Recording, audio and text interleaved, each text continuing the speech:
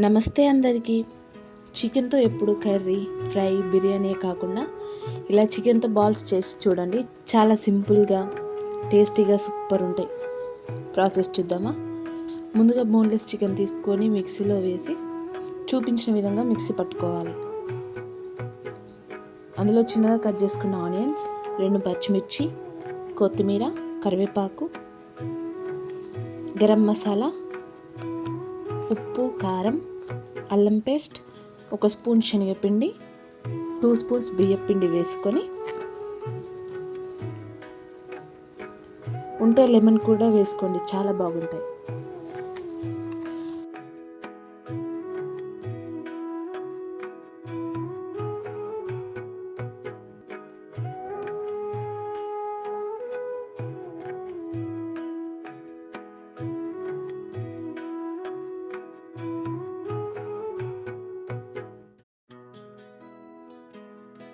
ఇప్పుడు బాగా కలుపుకోవాలి.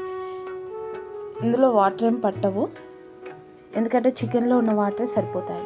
ఇప్పుడు కొంచెం కొంచెం పిండిని తీసుకుంటూ రౌండ్ బాల్స్లో చేసుకోవాలి.